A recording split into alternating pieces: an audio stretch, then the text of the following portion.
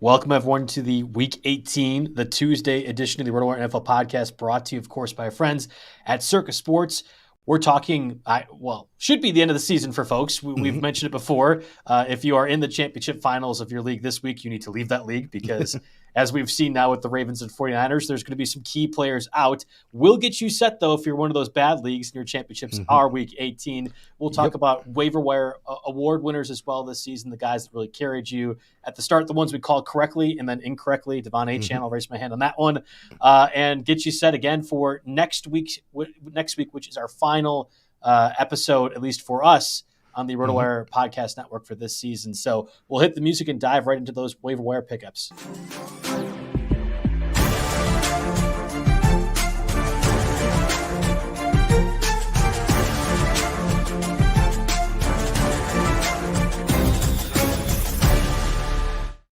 Again, welcome everyone to the Tuesday edition of the RotoWire NFL podcast, brought to you by Circa Sports. I'm Joe Bartel. You can follow me at JB Fantasy Sports on Twitter. You can follow Jake at RotoJake.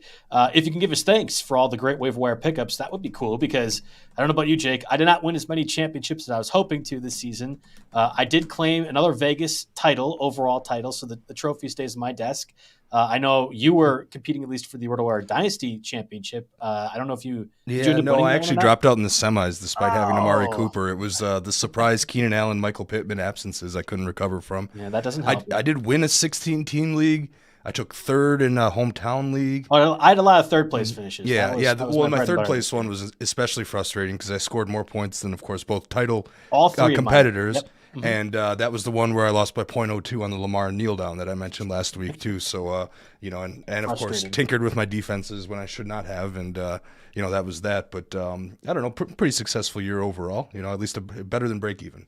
Yeah, and we'll go over the waiver wire guys that we talked about throughout the season. There's a few that I imagine will be obvious, like Puka Nacua, Kyron Williams. Both those guys were huge in my couple championship teams that we had, and a few of the names that I think get lost in the shuffle as we to continue on the podcast throughout the entire season. So we'll get to those waiver wire award winners and also the Week 18 guys. We've done the top 5 list now, going on 2 months, and I want to make sure we continue that trend even in our second to last podcast of the year. And of course, the number one waiver wire pickup, I think this week has to be Elijah Mitchell. With Christian McCaffrey going down with, I think it was the calf injury. I feel like it was a calf multiple strain. times. Yeah. Calf strain. I saw calf. Yeah, mostly calf. But again, goes down with the calf strain. Niners will not be playing, I would assume, most of their starters. Exactly. Number one pick locked up, number one seed, not big. Yeah, this is one of those tough things with Week 18, right? Because we don't really know how serious the injury is, and the Niners have no real incentive to disclose that. And of course, we know that they ruled Christian McCaffrey out. So of course the number one pickup, without a doubt, is Elijah Mitchell. Here, he's only rostered in 13% of leagues. So I know in our stake league, he will be. Sure. Everyone will try to empty the rest of their fab on him because he's the last one left, and we go through points in Week 18. And Week 18, like you said, probably shouldn't be playing anything with real stakes Week 18. But again, our stake league is points the entire season, so some leagues are probably like that. I've seen some leagues that combine 17 and 18 for the championship, which isn't as bad as having it hinge on 18, but still bad. It's because guess what? The fantasy MVP is going to sit out here, and it looks like it'll be the Elijah Mitchell show. But I also wonder, the only asterisk, I guess, with Mitchell is, what kind of role is Jordan Mason going to have? They clearly value Elijah Mitchell as the backup based on the carry distribution after McCaffrey went out of that game here. Jordan Mason was hardly a factor, 2 carries for 3 yards. Mitchell carried the load in that one, but how much do they value Mitchell as a backup, right? Because they don't have to sit their guys. Who knows how serious the McCaffrey injury is. Mitchell might be kind of in that protected class too. And either way, I would expect Jordan Mason to get more work, but still Elijah Mitchell probably the top pickup. Yeah, us as Packer fans would love if the Niners could trot out all their starters against the Rams. We'd possibly jump to the 16 in that scenario. I would anticipate every single Niner, especially the Trent Williams of the world, the Brandon Ayuks, they're all benched. So whatever, it's going to be the B team for the Niners against the Rams.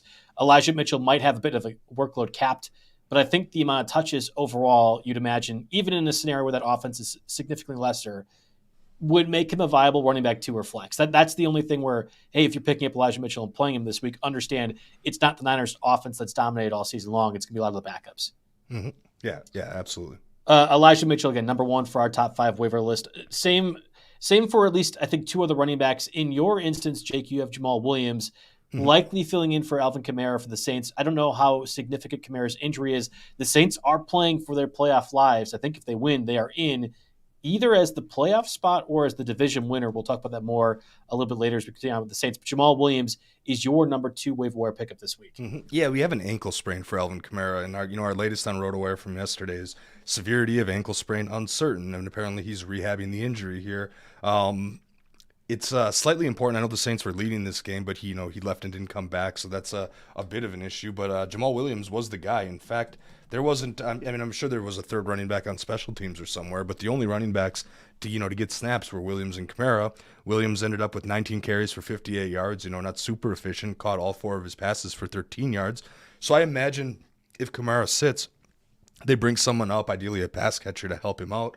But there's still some opportunity here for Jamal Williams, and he obviously did not live up to his ADP this year. The touchdown variance kind of fell back into reality, and of course spent some time injured. But it looks like if Kamara sits, he is probably their best back, and we'll get a lot of action. We'll get the goal line action, maybe minus a few Taysom Hill touches. But and the fact that he's catching passes is good too. So Jamal Williams only 18% rostered. I actually put him as my number 2 pickup. You had mentioned the practice squad call-up in the event that Kamara doesn't play. I am wondering if Kendre Miller, the 3rd-round pick this year, finally gets involved. He was inactive last week with an ankle injury. He's been banged up all season long, had the knee injury to start the year. There's a draft capital component to this. Not that the Saints are, again, by any means out of playoff contention, but you want to see what you have in your 3rd-round pick, and this would be the one instance where if Alvin Kamara is out, Jamal Williams, a good runner, not a great pass catcher, certainly not for the Saints, and really wasn't utilized that way for the Lions. I do wonder if you see Kendre Miller a factor if he is healthy enough to play in the event Kamara does not play. I don't have Jamal Williams on my top 5 list. It's in part because I'm including a defensive kicker, unlike what you do. Those matter, Jake. I promise they matter for people playing in Week 18.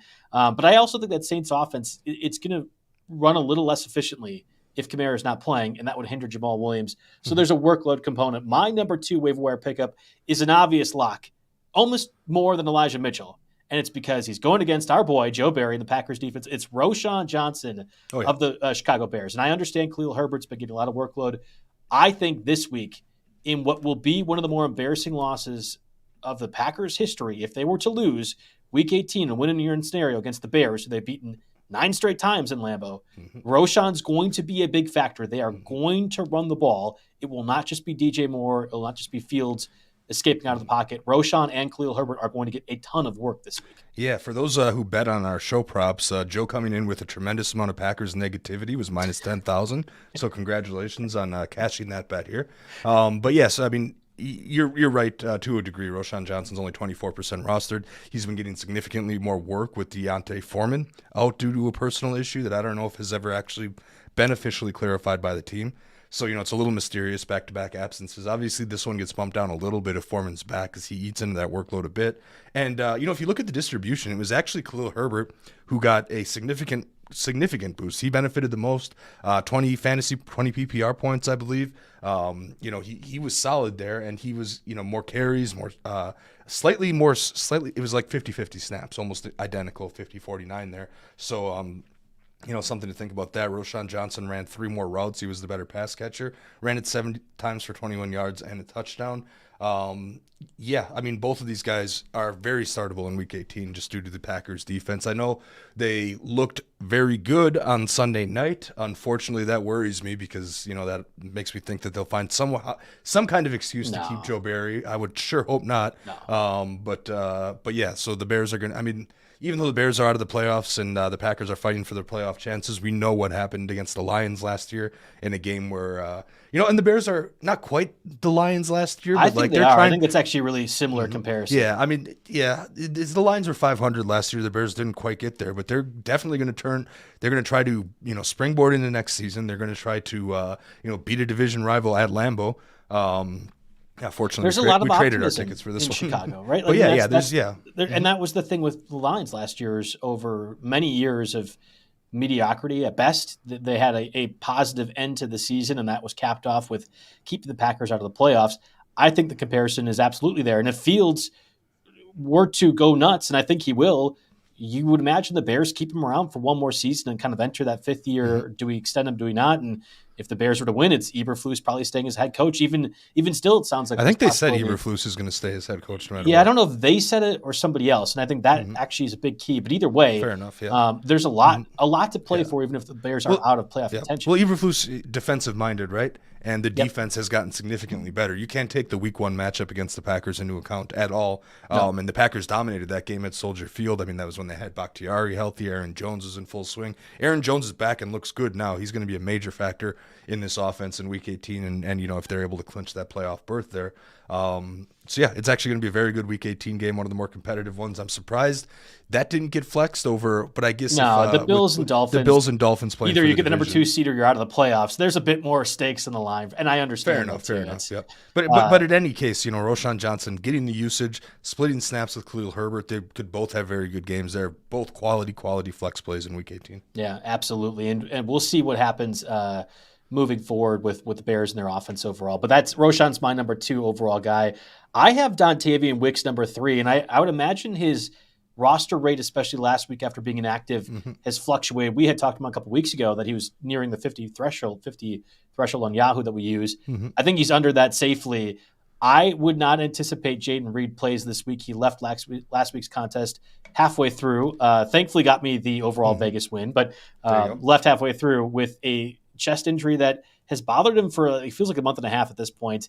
I have no idea if Christian Watson will play. You'd hope he would. No clue if he is.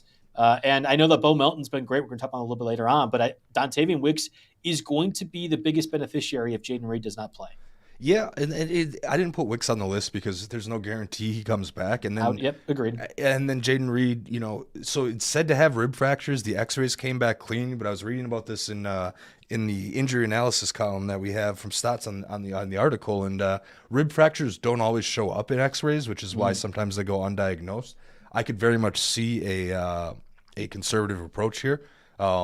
But it's tough. I mean, you're fighting for your playoff lives, and you don't know if Watson's going to be available. I mean, there's a chance that both Watson and Reed are still available, and then Wicks goes off the list. So that's why I wasn't quite confident enough to put him on the list. But if the chips fall in the right way, then I think Reed could absolutely, or Reed of course, but Wicks could also be effective in that situation because he might get some of that Bo Melton work. Yeah, a little bit of a spoiler. We're going to have Reed later on in the award winners category of the show. You at number 3 had Roschon Johnson. We talked about him earlier. The Tyler Huntley, Melvin Gordon combo at number 4 waiver wire pickups. Explain your thought process with those guys. Well, the Ravens have the number 1 seed pretty much locked up already, right? It's all so so it is all set, and I mean, maybe we'll see what Harbaugh decides to do. Maybe Lamar and the starters will play a quarter just to stay within rhythm or something like that. As to not have back-to-back weeks off entirely and lose all the momentum that I believe the league MVP Lamar Jackson has gained. I think that he locked it in last week. I think exactly, yeah, especially with how the main competitors have been playing of late. But I think he rests significantly. I think Tyler Huntley, just because of the type of player that he is and the offense that they run for him, is probably the best backup fantasy quarterback. Like if you're handcuffing quarterbacks in a super flex league, like me and Fishbowl, for example, I was holding on to Tyler Huntley just in case, because he is, he's a solid player, and he could do some damage this week, even in a backup capacity here. So he might be better than any of the streamers if we know that he's going to start the game. And then I threw Melvin Gordon in there. I mean, I don't know if Gus Edwards, Justice Hill get the same treatment, as Lamar as far as getting to sit this game. But I doubt Gus Edwards, their main goal line back, will get a full workload here. In which case, Melvin Gordon maybe vultures a touchdown or two. So I put Ravens backups, in there. I like Huntley over Sam Darnold, who could end up playing here. Even though Sam Darnold, looked good and actually cost me a championship because of his production, getting the ball to Ayuk in garbage time. Again, side tangent, but I like the Ravens backups a little bit better. It's against the Steelers. It's the first game on the Saturday afternoon slate. And then there's going to be weather. We have right now on our site 85% chance of at least rain already. I mean, that makes me a little bit nervous. I have the Ravens entirely off my board, and even though I was being cheeky, including a kicker and defense among my top 5, I don't think I would go down the direction of Tyler Huntley. Even in a super flex format, there has to be better options that are available in week 18. We'll get some streamers for you for sure later on in the show. Yeah, and I wouldn't touch Melvin Gordon either. I just would simply say most of these Ravens guys, if they do choose to bench them, it is against a division rival. If you beat the Steelers, you keep them out of the playoffs. There might be a little bit of the intangibles to be added to that equation. This is in Baltimore. The Steelers are favored by 3.5. So Vegas seems to think the Ravens could go the route that you had suggested and not play most of their guys, which seems like the prudent approach. And then there's the cover boy, at least for our YouTube show here, Tyrod Taylor, who's at 5% roster. Now, this one makes a lot more sense because the Giants are going against that Eagles defense, which has looked horrendous now for at least a month and a half. Yeah. Kyler Murray diced them up once more. Of course, the Cardinals end up beating the Eagles. The Eagles have plenty to play for. They still have the chance at clinching the NFC East division, although they certainly ran that one away by losing to the Seahawks and Cardinals in the past week. So Tyrod Taylor makes your top 5 list, at least among quarterback options. Yeah, the Eagles are in free fall. I mean, this takes a whole season-long sample size into account, but with their really poor stretch of defensive play, they're down to 31st in the league against opposing quarterbacks. So it's definitely a matchup you want to target for these quarterbacks. And Tyrod Taylor's played pretty well, actually. I mean, he had 12.8 fantasy points and a half when he replaced DeVito 2 weeks ago, 24 fantasy points, 300 yards in a losing effort against the Rams. So I'd take a look at him. I'm trying to make sure we don't have the computer just randomly update here. That would not be good if that happens. I know this GDCIT is trying to force an update here, but I've moved the window a little bit. If the podcast ends here in a minute here, I apologize if that's the case, but Jake will have to keep going solo. Anyway, I agree with you. For my top 5 list, again, I have Blake Grupe, the kicker for the Saints. I actually think against this Falcons defense, no weather conditions to worry about here home in New Orleans.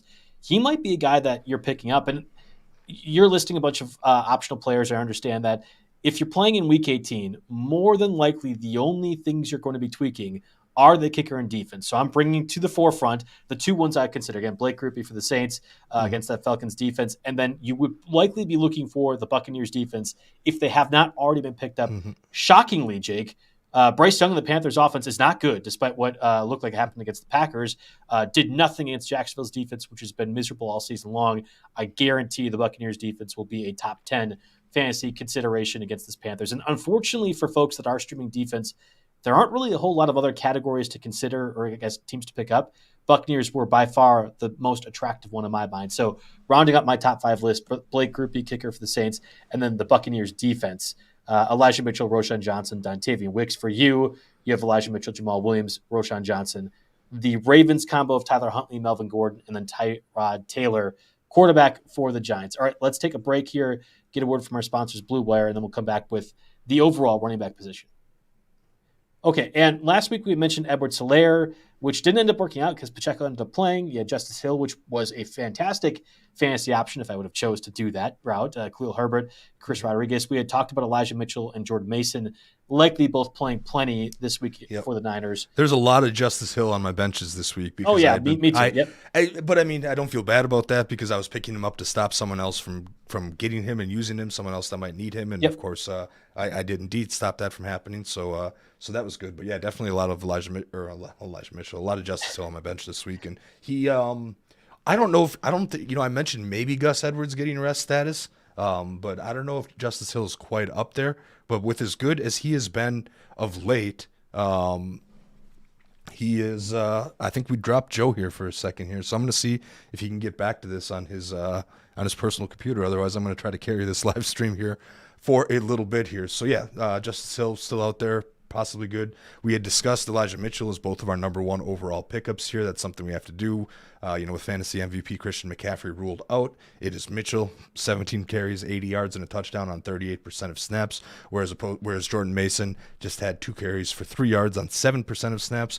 I'd expect a little bit more even of a distribution here in Week 18, but both could be viable, especially Mitchell. We also discussed Jamal Williams and Roschon Johnson. Fast forward to the beginning of the show if you're just noticing us. Both of these guys have great opportunity this week. Williams with the Alvin Kamara ankle sprain, and Roschon Johnson with Deontay Foreman, who's been sitting out these last couple weeks.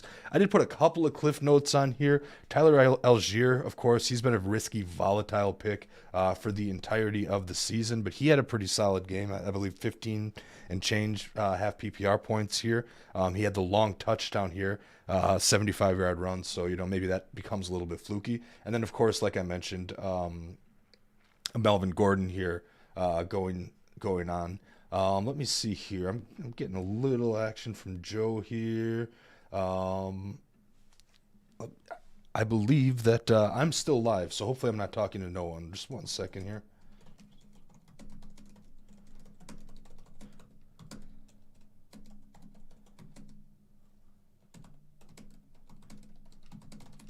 Anyway, sorry for the dead air there. What I'm going to do now until Joe hopefully rejoins me is I'm going to go ahead and run through the waiver wire pickups by position here. Oh, no. Guess what? Mine is going to restart in a minute to install the updates anyway. So maybe we might have to cap this and give it another shot later in the day here. But I'll see how many I can get through here. I'm going to skip the waiver wire winners, save that for another shot, and then let's see here.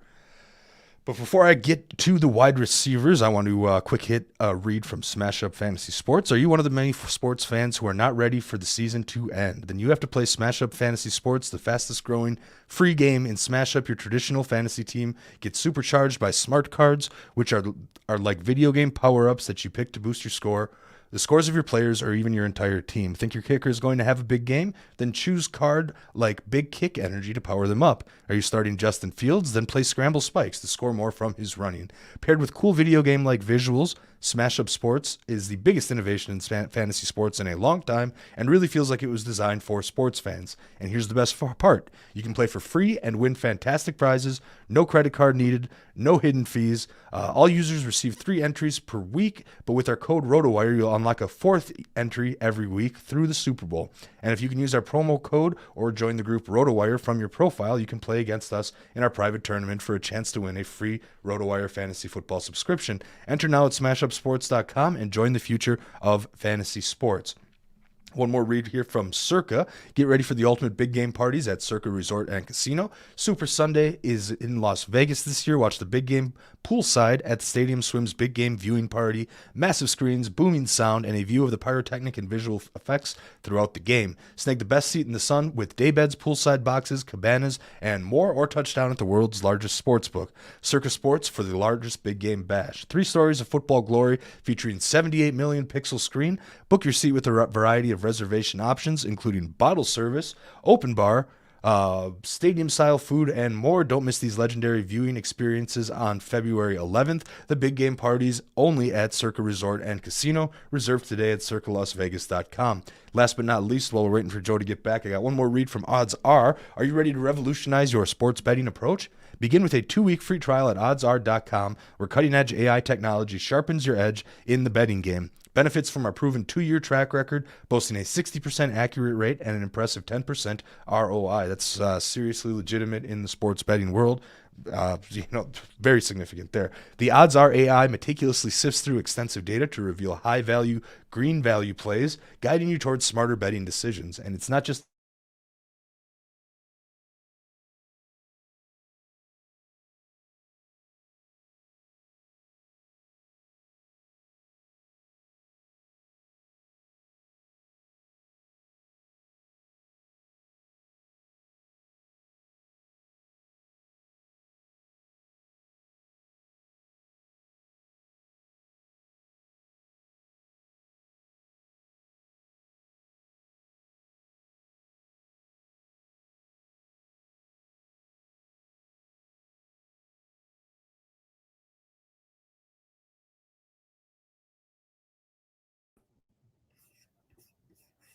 All right, ladies and gentlemen, sorry about that.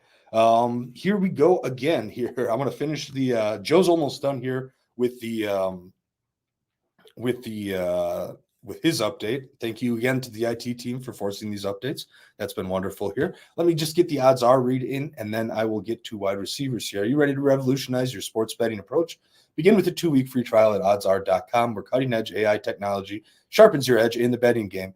Benefit from our proven 2-year track record, boasting 60% accuracy rate and an impressive 10% ROI. The OddsR AI meticulously sifts through extensive data to reveal high-value, green-value plays, guiding you towards smarter betting decisions. And it's not just about the numbers. The OddsR app is exceptionally user-friendly, crafted to be your go-to betting advisor right at your fingertips.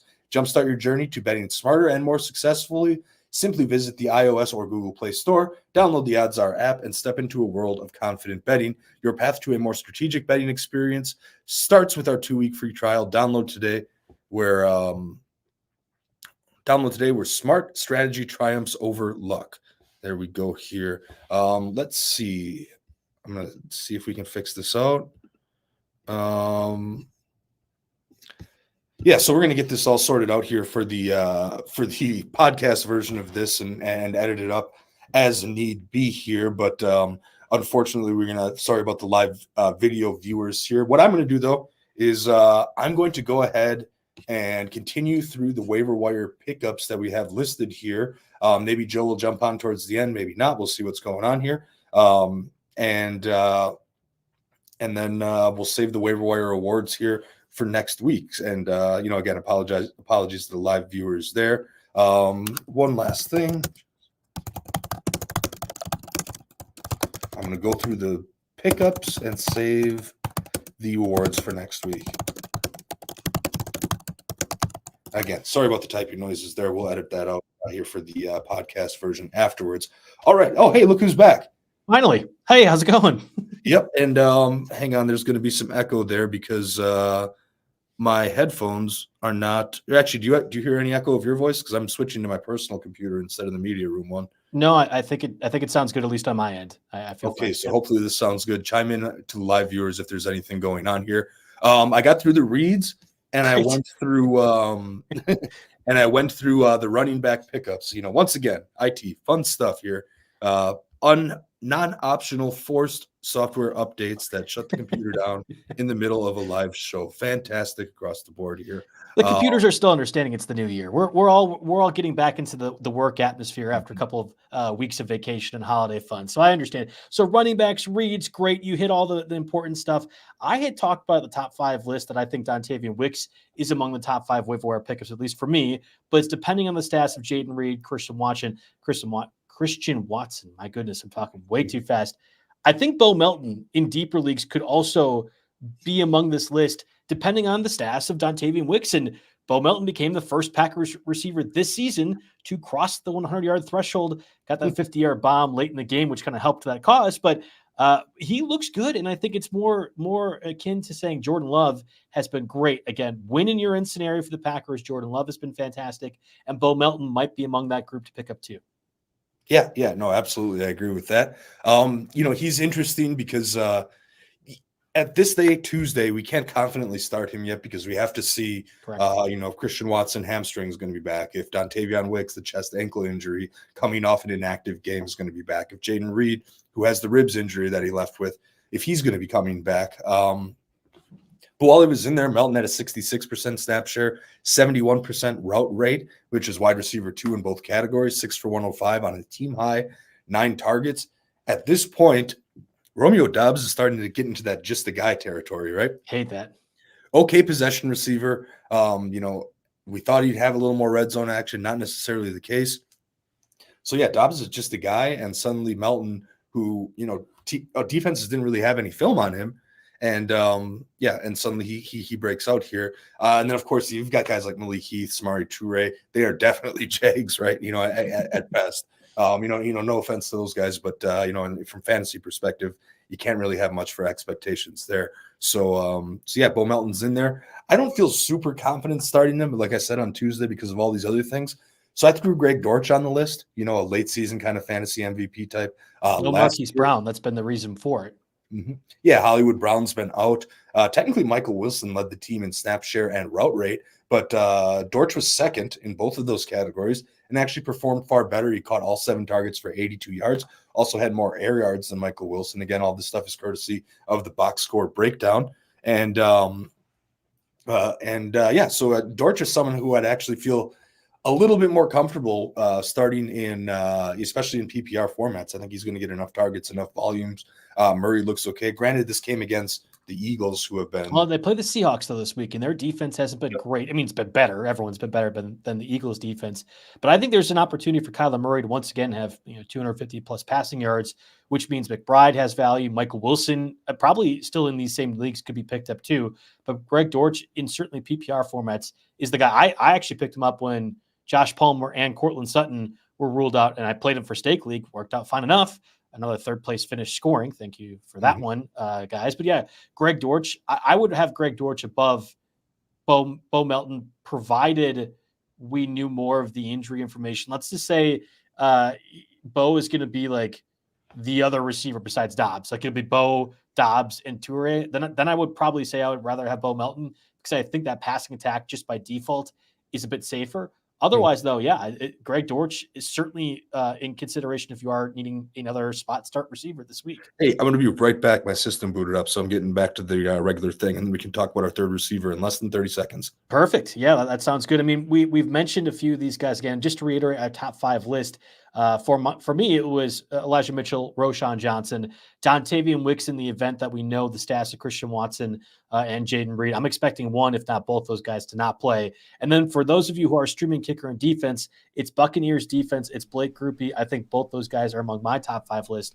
Jake's top 5 list, Elijah Mitchell, Jamal Williams, depending on the stats of Alvin Kamara, Roschon Johnson again, going against our boy Joe Barry and his defense, Tyler Huntley, Melvin Gordon, and Tyrod Taylor among Jake's top 5 lists. So we were talking receiver, Jake. We had already mentioned in the instance for Greg Dortch and Bo Melton. Then there's Julio Jones, who became a bit of a red zone threat for the Eagles, and we knew that was capable in the correct offense, certainly at the Falcons at Julio's peak.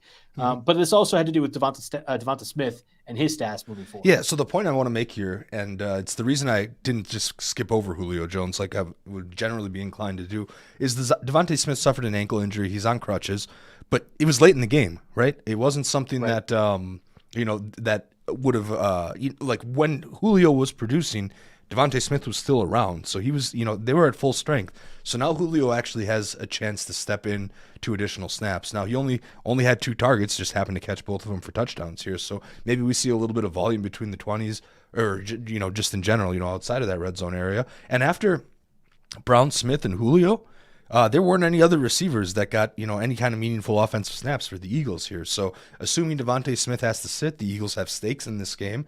I would say that Julio steps up and has a little bit of a role. The Eagles desperately need to regain some momentum in any way possible here. So it's more than just seeding to me, right? They need to right the ship before the playoffs here and, make something positive happen. So Julio will have to be part of that effort here, given Devonta Smith's injury. Let's talk about the quarterback streamers. And we had mentioned Tyrod Taylor, Tyler Huntley in the instance that you are maybe missing Lamar Jackson or Brock Purdy, who we both presumably would say are not going to play, having already clinched the number 1 seed. I apologize for those of you who are all in a Nick Mullins. Now, to be fair, we didn't realize Jaren Hall was going to take over for Nick Mullins, but you had tweeted at me on Wednesday and said, hey, would you play Jaren Hall? I said, absolutely. It's Joe Barry. We found the one quarterback that might not do well against Joe Barry. And even then, like that interception that he threw, I'm watching it live. I'm like, just throw it to Justin Jefferson. He's wide open. There's nobody there. Well, the second quarterback against Joe Barry, because we can't forget about Brett Rippon. Yeah, you're right. Brett Rippon as well. Legendary Joe Barry performance there too. So Nick Mullins comes in, ends up probably being not horrible if you needed to start him in a half, but chances are after you found out he wasn't starting, you were benching him anyway. So. Well, but it was the last game of the season. I guess it was earlier in the week that we found that. So I had pivoted away. I had said I was going to play Nick Mullins over Kyler Murray. When we had that information, I was like, no, I'll play Kyler Murray despite my hatred for Joe Barry, and that ended up working out. So if you're streaming quarterbacks this week, it probably is Derek Carr, who might be available, again, against the Falcons, who have nothing to play for, and evidently are going to be keeping Arthur Smith. I would be willing to bet, and we'll do this podcast next week, talk about our first-round mocks. If Arthur Smith is guaranteed the head coach of the Falcons for any duration of next season, Bijan Robinson is not a first-round pick. Yeah, Kyle Pitts is undraftable. Bijan Robinson falls out of the first round, later into the second too, maybe.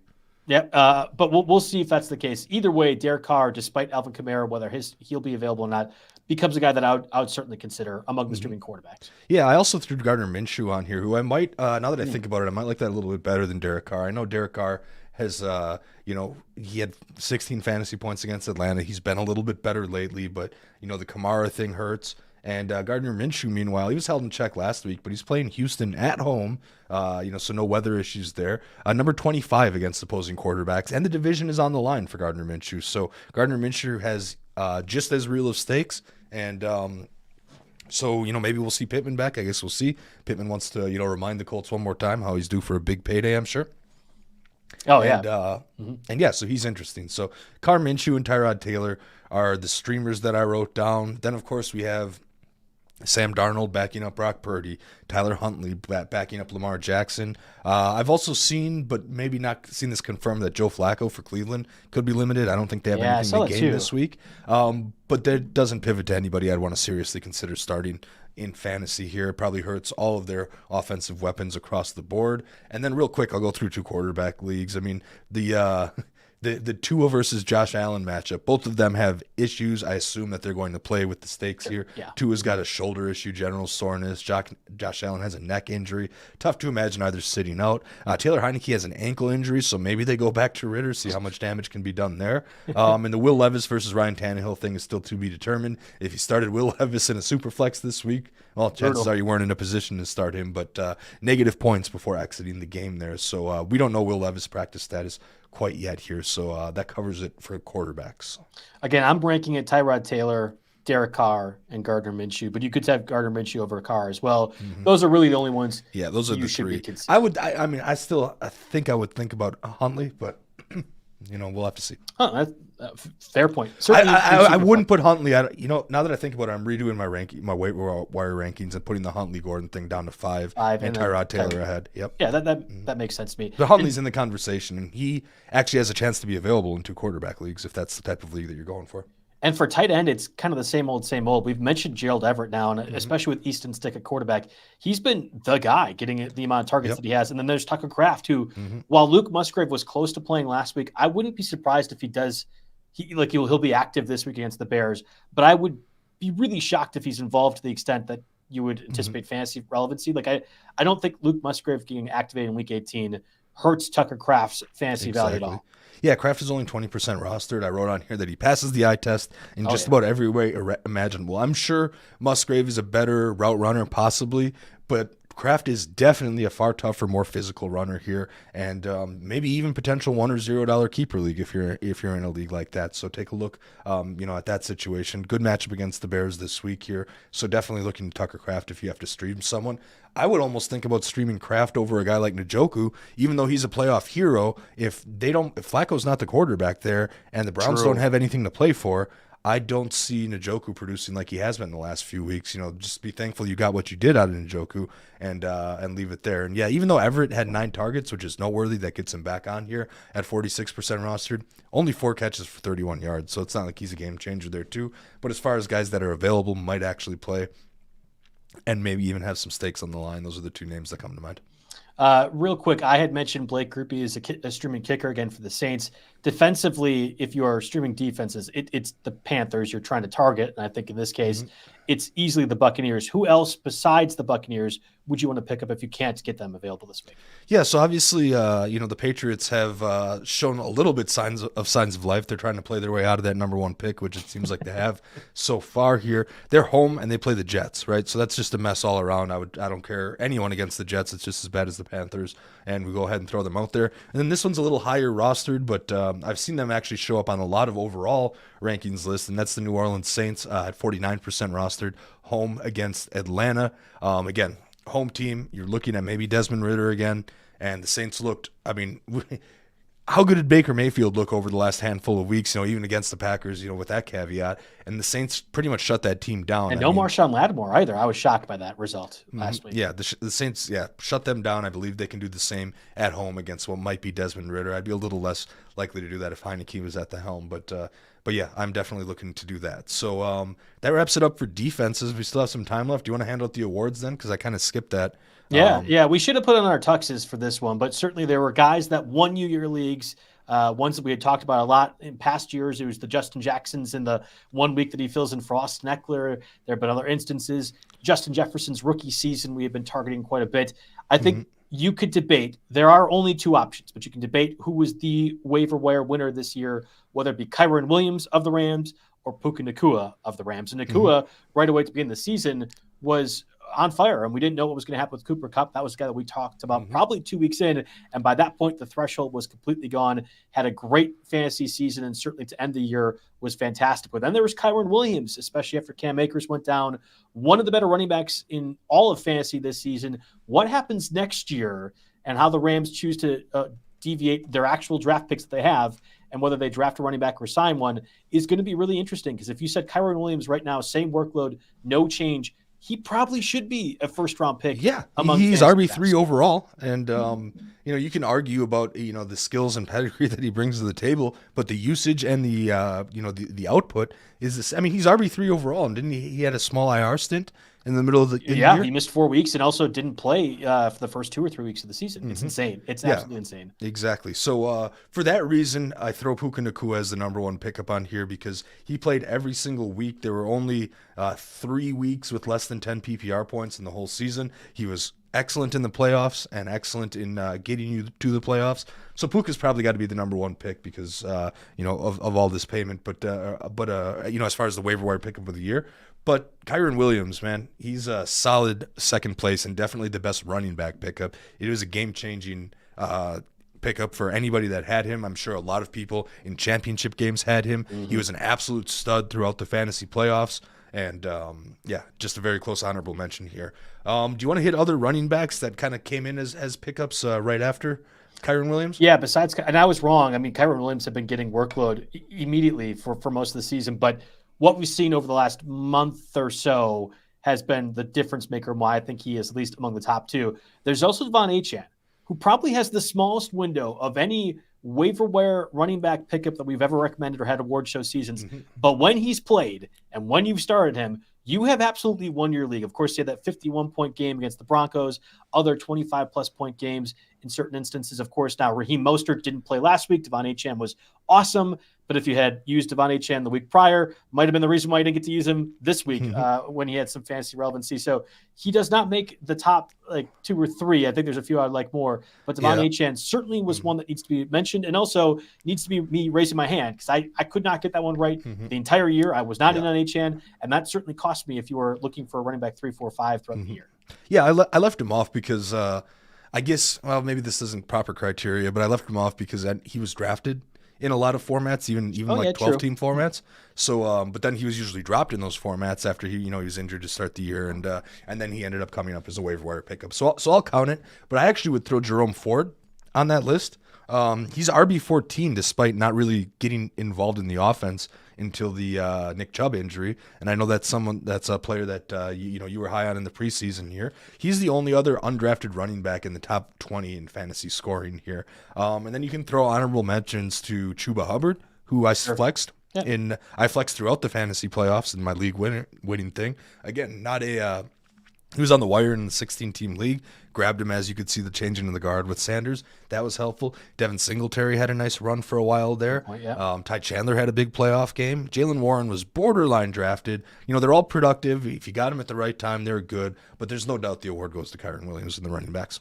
I might have been wrong about Devon Achane, but I was not wrong about Jerome Ford. He was not available in my leagues because I drafted him everywhere I had him. I also drafted Sam Laporta everywhere in the event that he was available. So we kind of took him off our waiver wire list, even though he could have been in shallower formats. Then there was the guy that I finally had to convince you on, and I think we've turned face completely, Jake. You are all in a Rashee Rice. I'll be very curious what you value him at next year, but he was widely available for much of the season. For as bad as Mahomes has been, and he has been bad from a fantasy perspective, Rashee Rice has been great, certainly is among the top waiver wire wide receiver pickups. And then there's Jaden Reed, our boy, our Packer guy. Since week 7, only 2 games in full-point PPR formats where he's been under 10 points, has multiple 20-plus point games, had this 25-pointer in a half against the Vikings, which might have won me a few leagues as well. So Jaden Reed, and kudos to Harry Thompson, who have been at least campaigning for Jaden Reed to be the number one guy here in the RotoWire office. I have been ignoring him. I'll never say to Harry's face, but he was absolutely correct on Jaden Reed, and he is among the top 5 waiver wire pickups as well. Absolutely. Yeah, I mean, once he started breaking out, he was a must-start wide receiver every time he played. No doubt about that. He was someone you had to watch the injury report and get into your lineup. And yeah, absolutely. I agree with you on Rashee Rice. I wasn't quite sure who was going to emerge for the Chiefs. And the Chiefs offense on a whole had a pretty bad year. And Rashee Rice was definitely the bright spot there. They needed some receiver to take the attention away from Kelsey.